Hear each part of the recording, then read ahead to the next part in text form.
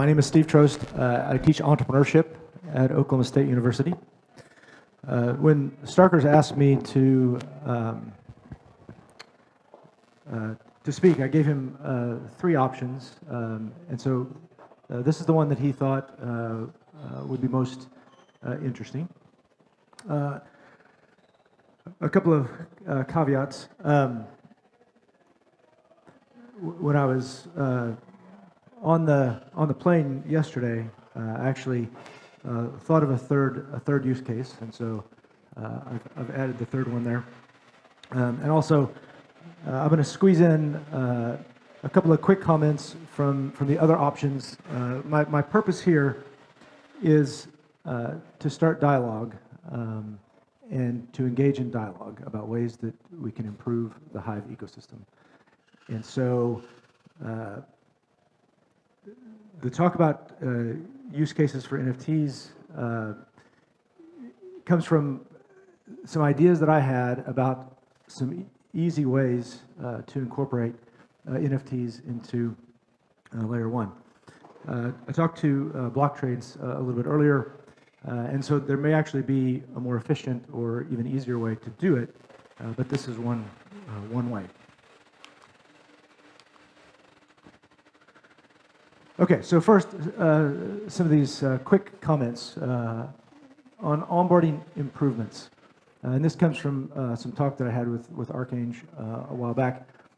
But to me, when we're onboarding, we should provide an easy way for the user to handle and manage keys. And one idea that I had on that was to generate 2 PDF files, one that has their owner key and master password, and instructs them to print this and put it in cold storage, never have it online, and then separately to have a separate PDF with their active key, their posting key, and their memo key.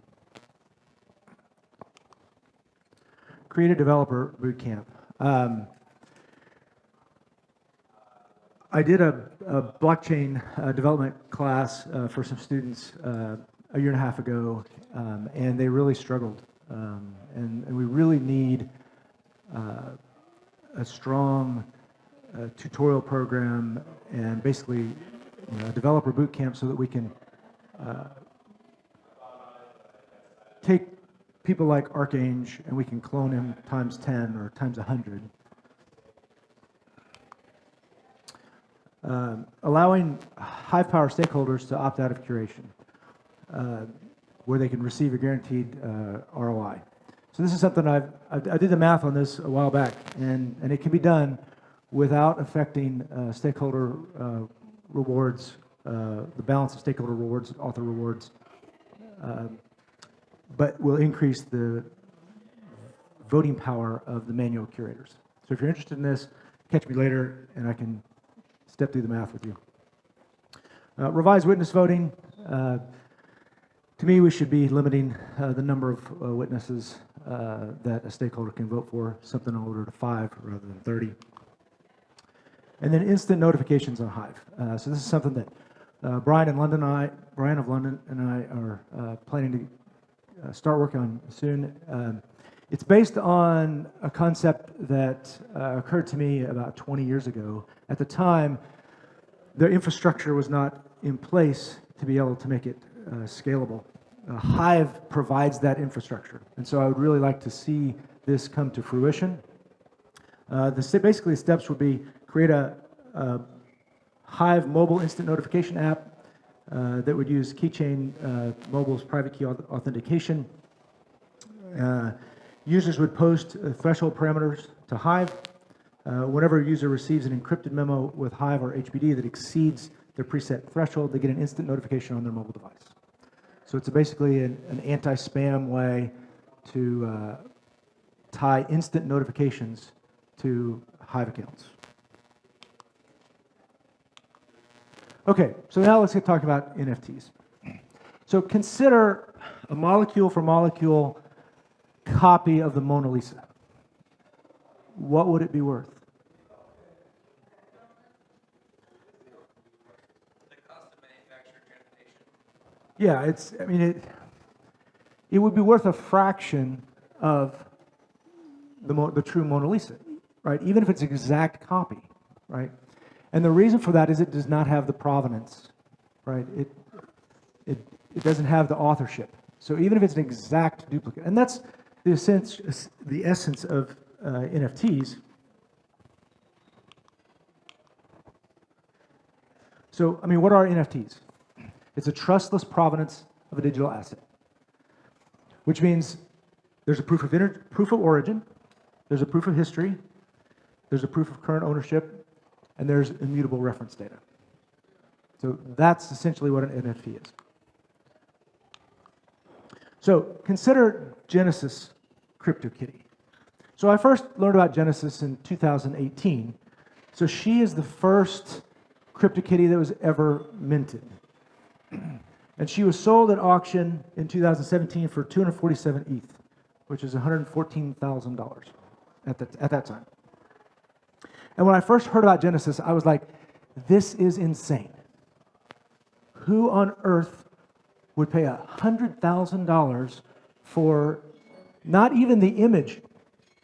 The NFT for CryptoKitty doesn't include any rights to the image. It just includes her 256-byte genome. But then I thought about baseball cards.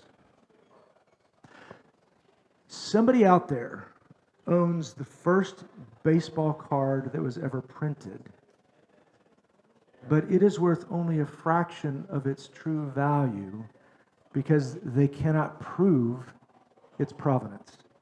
They cannot prove that it was the first baseball card that was ever printed because at the time nobody ever thought to stamp that card or to somehow authenticate that card. Genesis is like that. She's the first CryptoKitty, the first commercial use of NFT technology. And so in my view, she's probably worth tens of millions of dollars rather than 100,000. So what about Hive Layer 1 NFTs? Well, the thought that occurred to me was Hive account usernames are Layer 1 NFTs. They have proof of origin, they have proof of history, they have proof of current ownership via control of the private keys, and they contain immutable reference data.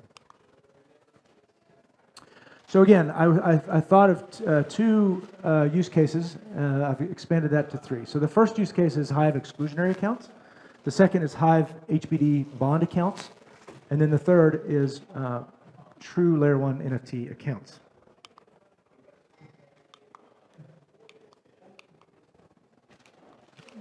Okay. Okay, so the idea of an exclusionary account, I mean, this occurred to me, I don't know, a couple years ago. But it's basically a Hive account that grants its owner power to create exclusive Hive accounts. So a simple example of this would be if my Trost Paradox account had the exclusive right to create any other Hive account that has Trost Paradox, and it could then have either a suffix or a prefix. So if I wanted trostparadox.leo, nobody else could create trostparadox.leo, just if that's a standard feature on Layer 1, that you can't create a suffix account without first owning the primary account. And this would create a kind of a trademark type security for Hivers with their individual Hive username.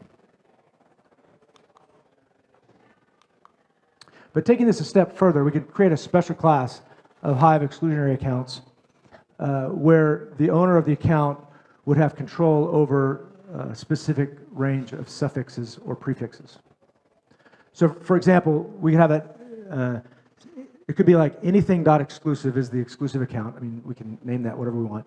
So the owner of the x.exclusive account would have the sole authority to create any other account that has a prefix of x dot or a suffix of .x. So this would make it easy for Web2 platform owners to migrate their users to Hive without the risk of their users losing their handle from their current platform. So what happened here?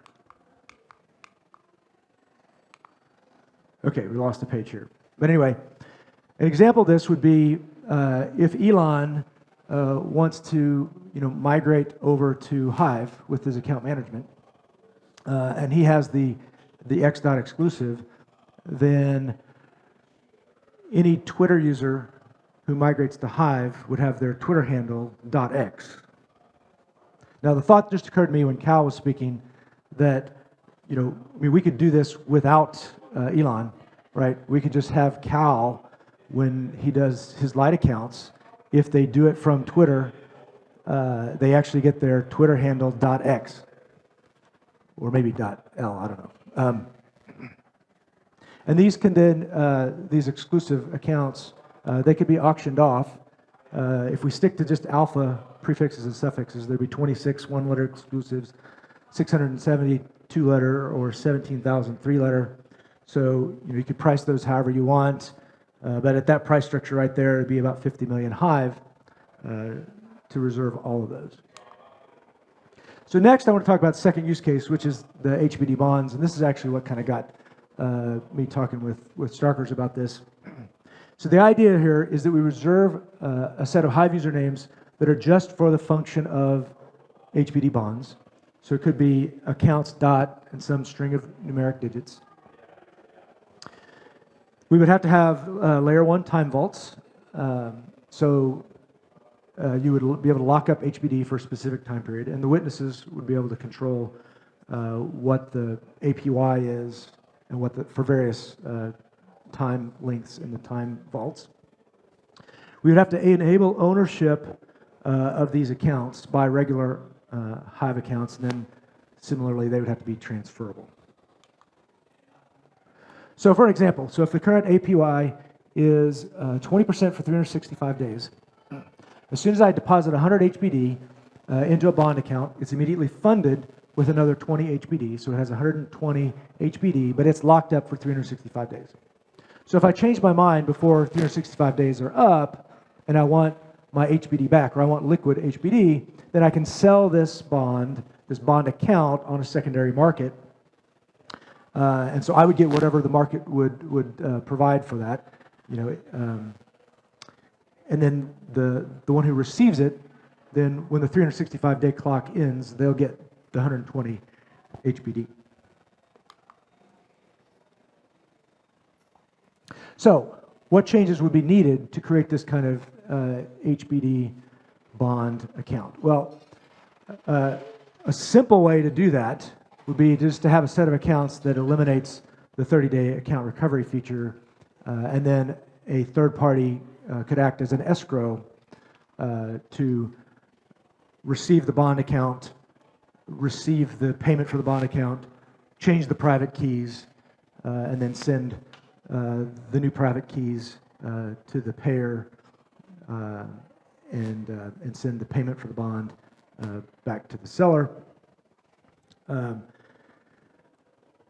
But there's a better method, and as I mentioned, I talked to block trades earlier, and there's probably even a better method than this.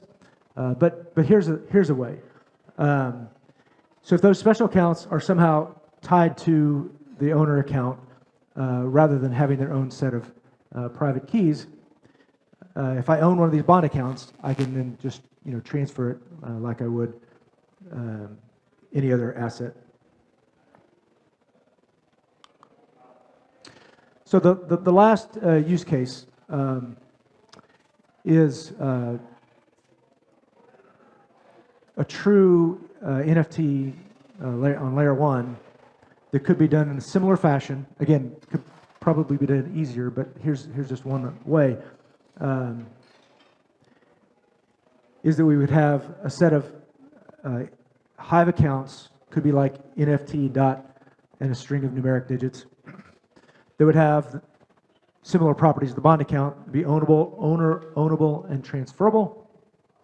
The difference would be that these accounts would be able to submit one and only one post to the Hive blockchain, and that post would become the NFT's immutable reference data.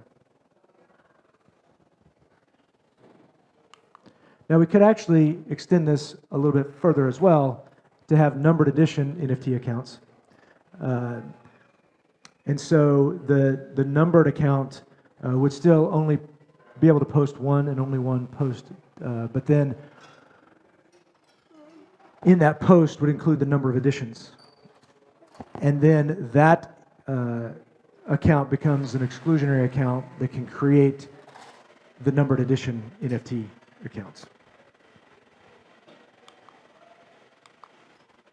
What questions do you have?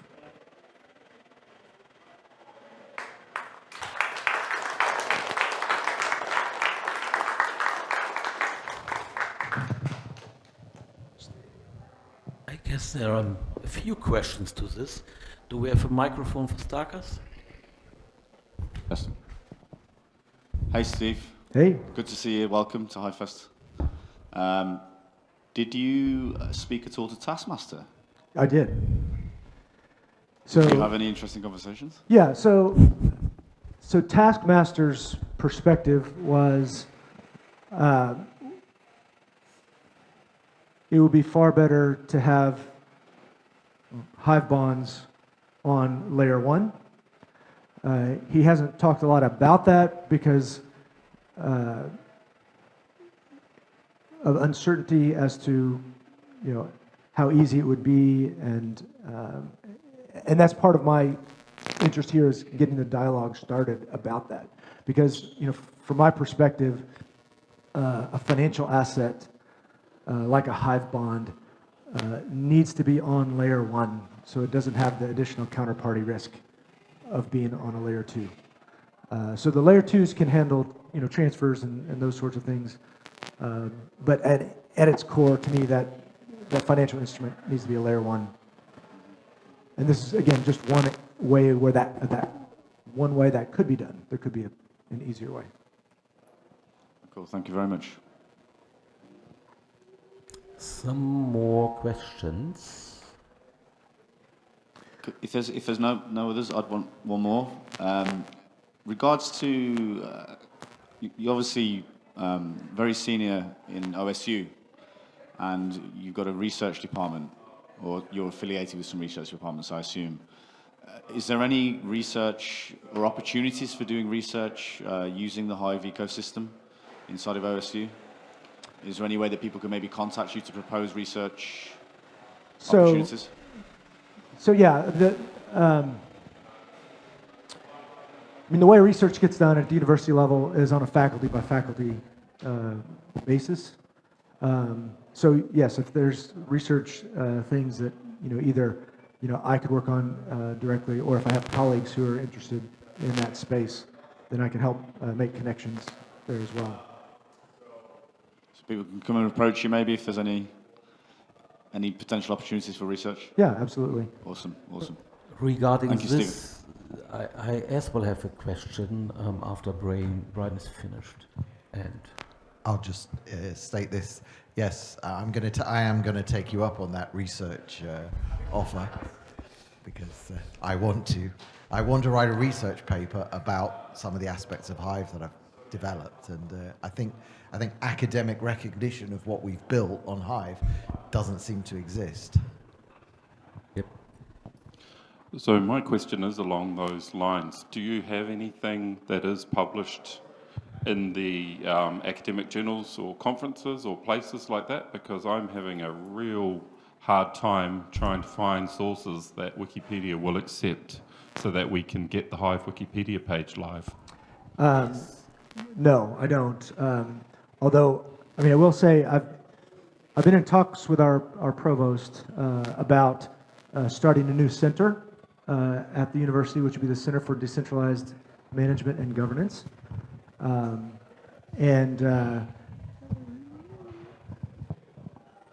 If I get approval for that, one of my thoughts is to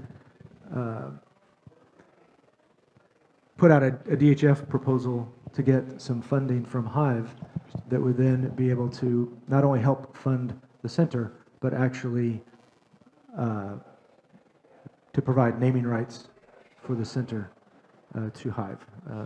Now that's, again, that's a big question mark right now, based on university administration and all that.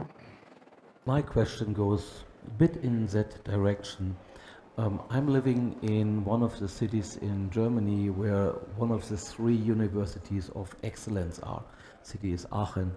Our university with 66,000 students is perfect for the sessions, the lessons, the trainings you just mentioned. And I would love to see if we have a central place where we could share that courses or whatever and adapt it to something really cool, maybe later on a certificate, whatever you name, for the student that he did that course also. And I was giving courses on other universities many years ago, and this is normally quite easy to achieve, to go in there, but you need good material.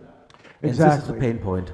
Exactly, yeah. I mean, personally, I think there should be a DHF proposal to put together a developer boot camp and the materials necessary. It could be a proposal that is more like an RFP, where the DHF provides the funding, but then multiple developers would then compete for participation in that. But to me, developers, onboarding developers, again, if we had 10 guys like Archange just solving problems, right? And I forgot to mention, it was almost exactly 1 year ago where we hosted a blockchain ideas conference at Oklahoma State University. We had George Gilder there. We had 4 projects that were presented, 3 of which were Hive projects. And I actively sought projects outside of Hive, but the best projects that I found to have them present, 3 of them were Hive projects. So we had Starkers that came to Stillwater and presented at Speak Network, had Archange that presented virtually on HiveAuth, had Brian of London came and presented virtually on V4V. So yeah, that's I'm when it comes to solving problems, getting developers on board who can solve real-world problems, whether folks know that they're being solved on Hive or not is irrelevant, right? I mean, just